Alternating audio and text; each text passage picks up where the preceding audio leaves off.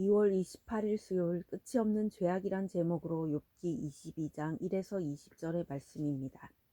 사랑의 하나님 감사합니다. 오늘도 말씀 묵상의 시간을 주심에 감사합니다. 이 시간을 통하여서 하나님의 말씀이 들리고 복음이 들리기 원합니다. 구속사의 말씀이 깨달아질 수 있는 은혜를 주시옵소서. 오늘 주시는 이 말씀이 제게 주시는 하나님의 음성으로 들을 수 있도록 성령님 도와주시옵소서. 말씀대로 믿고 살고 누리는 인생이 되게 하시고 이 시간도 우리와 함께 하여 주시옵소서. 감사드렸고 예수님의 거룩하신 이름으로 기도드립니다. 아멘. 본문의 말씀입니다. 대만 사람 엘리바스가 대답하여 이르되 사람이 어찌 하나님께 유익하게 하겠느냐. 지혜로운 자도 자기에게 유익할 따름이니라. 내가 의로운들 전능자에게 무슨 기쁨이 있겠으며 내 행위가 온전한들 그에게 무슨 이익이 되겠느냐. 하나님이 너를 책망하시며 너를 신문하심이 너의 경건함 때문이냐. 내 악이 크지 아니하냐. 내 죄악이 끝이 없느니라. 까닭없이 형제를 볼모로 잡으며 헐벗은 자의 의복을 벗기며 목마른 자에게 물을 마시게 하지 아니하며 줄인 자에게 음식을 주지 아니하였구나. 권세 있는 자는 토지를 얻고 존귀한 자는 거기에서 사는구나. 너는 과부를 빈손으로 돌려보내며 고아의 팔을 꺾는구나. 그러므로 올무들이 너를 둘러 잇고 두려움이 갑자기 너를 엄습하며 어둠이 너로 하여금 보지 못하게 하고 홍수가 너를 덮느니라. 하나님은 높은 하늘에 계시지 아니하냐. 보라, 우두머리 별이 얼마나 높은가. 그러나 내 말은 하나님이 무엇을 아시며 흑암 중에서 어찌 심판하실 수 있으랴. 빽빽한 구름이 그를 가린즉 그가 보지 못하시고 둥근 하늘을 거니실 뿐이라 하는구나. 내가 악인이 밟던 옛적 길을 지키려느냐. 그들은 때가 이르기 전에 끊겨버렸고 그들의 터는 강물로 말미암아 함몰되었느니라. 그들이 하나님께 말하기를 우리를 떠나소서 하며 또 말하기를 전능자가 우리를 위하여 무엇을 하실 수 있으랴 하였으냐. 하나님이 좋은 것으로 그들의 집에 채우셨느니라. 악인의 계획은 나에게 머니라. 의인은 보고 기뻐하고 죄 없는 자는 그들을 비웃기를 우리의 원수가 망하였고 그들의 남은 것을 불이 삼켰느니라 하리라. 아멘. 도움말입니다. 볼모는 약속 이행의 담보로 상대편에 잡혀두는 사람이나 물건입니다. 올무는 새나 짐승을 잡는 데 사용하는 올가미로 의인을 유혹하는 악한 사람을 가리키는데 비유적으로 쓰이기도 합니다. 14절의 둥근 하늘은 눈으로 보는 창공을 말합니다.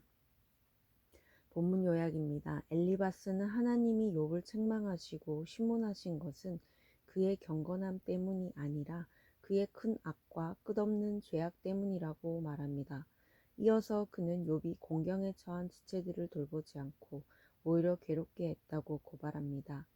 또한 하나님은 악인을 정확히 심판하시는 분이라고 말하며 욥을 정죄합니다.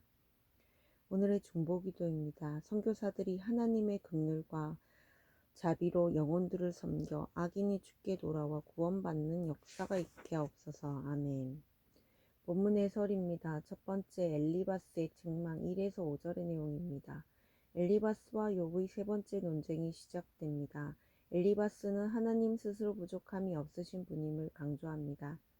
그러나 그는 하나님이 사람과의 관계를 단절하거나 독단적으로 행하시는 분이 아님을 간과하고 있습니다.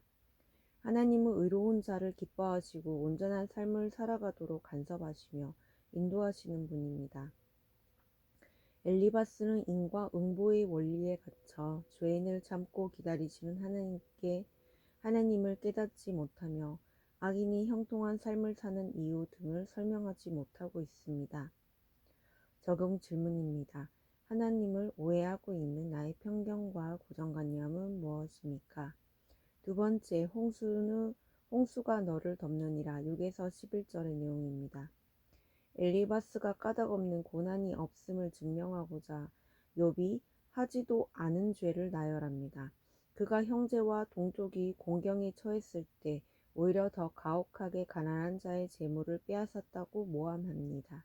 엘리바스는 욥이 권세 있는 자로 토지와 지위를 얻은 것은 가난한 자들에게서 수탈했기 때문이라며 자기 마음대로 추측하여 욥을 정죄합니다.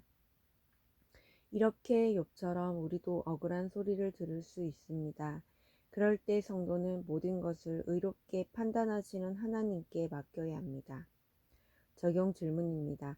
힘들어하는 사람을 위로하지 못하고 내 마음대로 추측하여 정죄한 일은 없습니까? 세 번째, 악인이 밟던 옛적 길 12에서 20절의 내용입니다. 엘리바스는 욥이 하나님을 모독하고 있다고 매도합니다.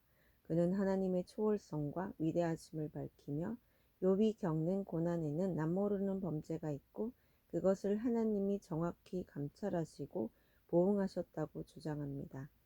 엘리바스는 욥의 말처럼 하나님이 창궁에 거니실 뿐 악을 행해도 감찰하지 않거나 심판하지 않으시는 분이 아니라 악을 가만두지 않고 끊어버리시는 분이라고 합니다. 이처럼 자기 지식과 생각으로 하나님의 뜻을 단정하면 사람을 살리는 말을 할 수 없습니다. 적용 질문입니다. 모든 삶을 감찰하시며 속지 않으시는 하나님께 내가 회개해야 할 것은 무엇입니까? 오늘 기도하기는 나의 편견과 고정관념으로 하나님의 일하심을 제한한 것을 용서해 주옵소서. 근거 없는 추측으로 사람들을 성급히 판단하지 않게 하시고 그들을 하나님의 긍휼과 사랑으로 대할 수 있게 하옵소서. 속지 않으시는 하나님 앞에 날마다 내 죄를 회개하고 주님을 온전히 의뢰하게 하옵소서. 아멘. 묵상 간증입니다. 오만과 편견이란 제목으로 서주환님의 말씀 적용글입니다.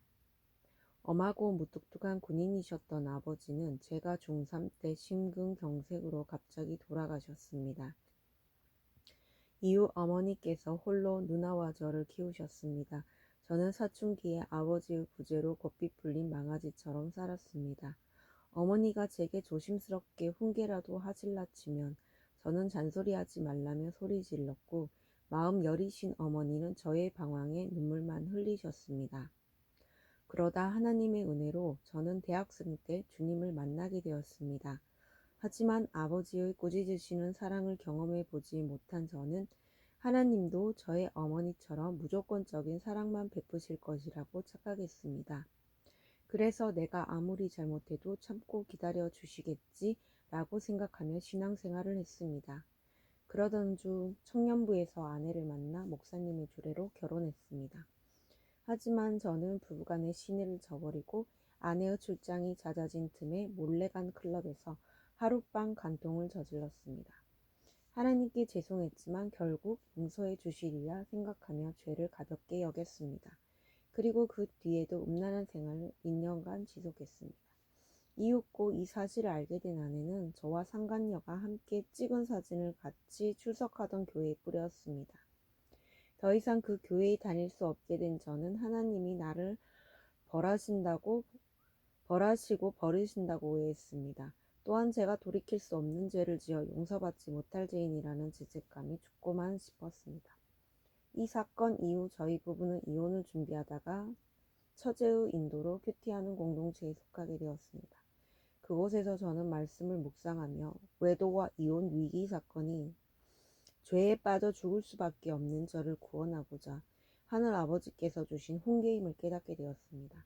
저는 눈물을 흘리며 회개 기도를 드리고 아내에게 용서를 구했습니다. 또한 청년 시절 죄의 유혹에 넘어진 지체들을 정죄한 일도 회개하게 되었습니다.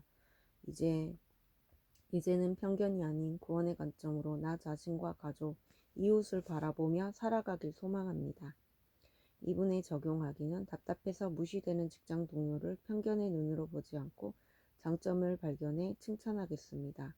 어머니와 통화할 때 반복해서 하시는 말씀도 끝까지 듣고 예의 바르게 대답하겠습니다. 입니다.